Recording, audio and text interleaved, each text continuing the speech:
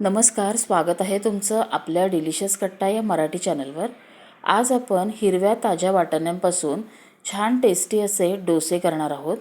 हे डोसे अगदी झटपट होतात, करायला अजिबात वेळ लागत नाही आणि चवीला तर अतिशय सुंदर लागतात। त्यामुळे तुम्ही गडबडीच्या वेळी हे करू शकता। आज मी इथे तुम्हाला दोन प्रकारे डोसे करून दाखवणार आहे। एक तर आपला प्लेन डोसा करणार आहे, त्याच्याबरोबर तुम्ही चटणी वगैरे काही खाऊ शकता, आणि दुसरं म्हणजे कांदा टोमॅटोचं वर असं सारण घालून करणार आहे। तर चला हे डोसे कसे करायचे ते आता आपण बघूया।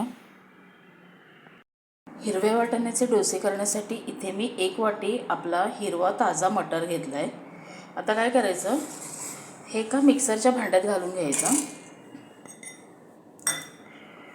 याच्यामध्ये थोडी कोथिंबीर, 1-2 हिरव्या मिरच्या चिरून घेतल्या आणि एक लहान आल्याचा तुकडा घातला आहे। आता हे याच्यात सगळं घालायचं आणि याच्यात थोडं पाणी घालून याची एकदम आपल्याला बारीक अशी पेस्ट करून घ्यायची। आता इथे मी हे हिरवे वाटाणे, मिरची, कोथिंबीर हे सगळं असं बारीक एकदम वाटून घेतलं आहे। हे एका भांड्यात काढून घेऊया। आपण वाटाण्यामध्ये जी कोथिंबीर, मिरची आणि आलं घातलं आहे त्याच्यामुळे याला खूप अशी छान चव येते।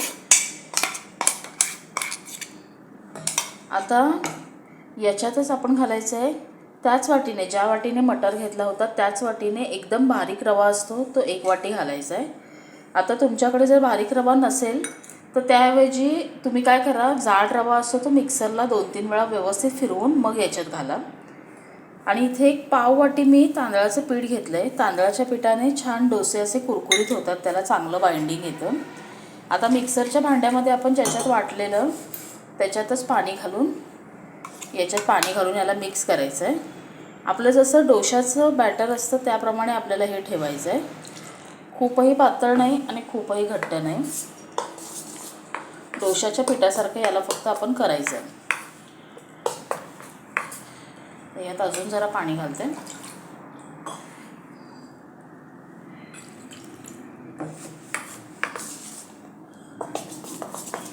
हा झटपट होणारा नाश्ता आहे, गडबडीच्या वेळीच तुम्ही करू शकता लगेच, अजिबात वेळ लागत नाही याला। अजून थोडंसं पाणी घालते, कारण आता आपण रवा परत भिजायला ठेवणार आहोत। मग रवा भिजल्यावर परत तो थोडा घट्ट होईल। हे बघा, मी असं इतपत ठेवलं आहे। नंतर एक 10 मिनटं आता याला भिजत ठेवूया। 10 मिनटांनी वाटलं थोडं घट्ट आहे तर याच्यात थोडं परत पाणी घालूया। आता इथे एक 10 मिनिटं झाले आहेत। हे बघा, रवा चांगला भिजला आहे, थोडंसं घट्ट झालं आहे। याच्यात अगदी थोडं पाणी घालूया। आपल्याला तव्यावरती व्यवस्थित पसरता येईल इतपत आपल्याला हे ठेवायचं आहे। हे बघा, हे असं झालं आहे। आता याच्यात आपण घालूया चवीप्रमाणे मीठ, मिक्स करायचं।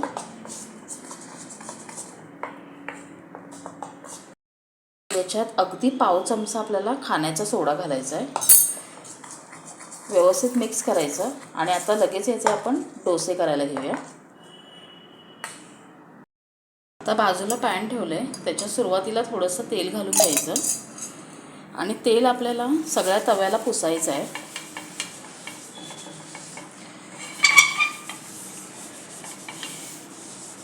असं व्यवस्थित सगळीकडे पुसून घ्यायचं तेल। तवा आता आपला एकदम गरम झाला आहे, त्याचं टेम्परेचर नॉर्मल करण्यासाठी तव्यावर थोडंसं पाणी घालायचं आणि कपड्याने पुसून घ्यायचं। आता याच्यावर आपण डोसा घालून घ्यायचा आहे। तर मी 1 पळी बॅटर याच्यावर घातलं आहे आणि ते व्यवस्थित असं पसरून घ्यायचं।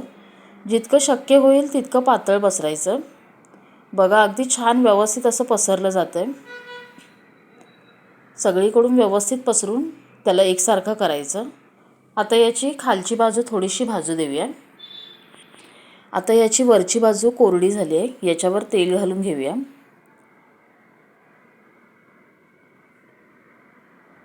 आता सुरुवातीला याच्या कडा सोडवून घ्यायच्या। हा डोसा अगदी सहज निघतो, अजिबात तव्याला चिकटत नाही। आता पलटी करून घेऊया आणि दुसरी बाजूही थोडी भाजून घेऊया।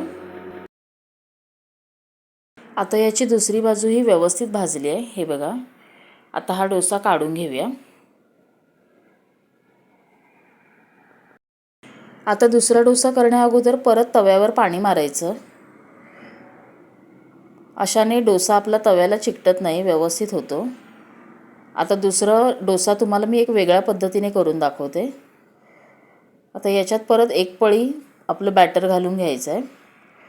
जेवढं शक्य आहे तितकं पातळ व्यवस्थित पसरायचं. बघा अगदी छान होतो, व्यवस्थित पसरला जातो. कडा सगळ्या एकसारख्या व्यवस्थित करून घ्यायच्या. आता हा थोडासा भाजू देऊया. दुसरा डोसा तव्यावर भाजतोय तोपर्यंत इथे बघा, इथे मी कांदा बारीक चिरून घेतला आहे, थोडं गाजर किसून घेतलं आहे आणि थोडी कोथिंबीर चिरून घेतली आहे.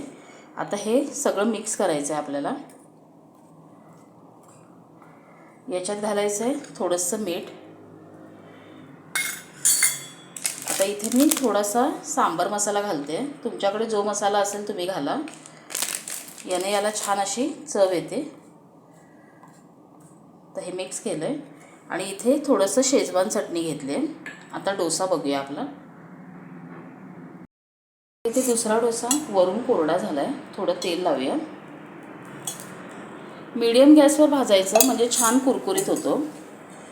आता याच्यावर मी घालणार आहे शेजवान चटणी. तुम्हाला जे सॉस वगैरे काही आवडत असेल ते घातला तरी चालेल. ही अशी सगळीकडे डोशाला व्यवस्थित पसरून घ्यायची.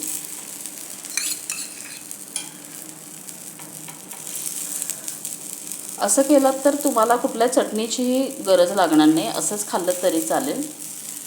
आता हे पसरून घेतलं आणि आता आपण जे कांदा वगैरे चिरलेला ते याच्यावर घालूया. तुम्ही याच्यावरती चीज देखील किसून घालू शकता किंवा जर तुम्हाला, तर हे असं सगळं पसरून घेतलं. थोडंसं दाबायचं.